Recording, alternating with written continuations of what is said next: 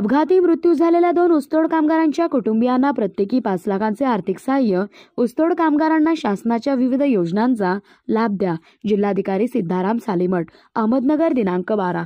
ऊसतोड कामगारांना शासनाच्या विविध योजनांचा लाभ द्यावा, तसेच कामगार कल्याण विभागांतर्गत विमा योजनेत त्यांचा समावेश करण्याबाबत माहिती द्यावी, असे आवाहन जिल्हाधिकारी सिद्धाराम सालीमठ यांनी जिल्हाधिकारी कार्यालयात ऊसतोड कामगारांच्या संदर्भात आयोजित बैठकीत दिले.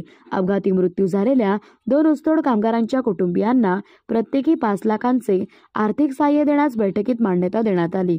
बैठकीस मनपा आयुक्त यशवंत डांगे, जिल्हा शल्यचिकित्सक डॉक्टर संजय घोगरे, समाज कल्याण सहाय्यक आयुक्त राधाकिसन देवडे आदी उपस्थित होते.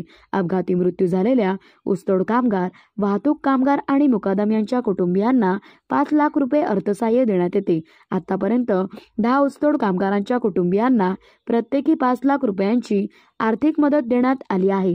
आज झालेल्या बैठकीत शेतात औषध फवारणी करताना विषारी औषध पोटात गेल्याने मरण पावलेल्या मंदा कराड आणि मोटरसायकलवरून पडून मृत्युमुखी पडलेल्या मोतीलाल राठोड या ऊसतोड कामगारांच्या कुटुंबियांना प्रत्येकी 5 लाख रुपयांची मदत देण्यास मान्यता देण्यात आली. एक प्रकरण मान्यतेसाठी वरिष्ठ कार्यालयास पाठवण्यात निर्णय घेण्यात आला, तर इतर 4 प्रकरणे नैसर्गिक मृत्यू असल्याने नामंजूर करण्यात आली. तेच खबर महाराष्ट्र न्यूज. उपसंपादक अंतोन श्यामसुंदर गायकवाड.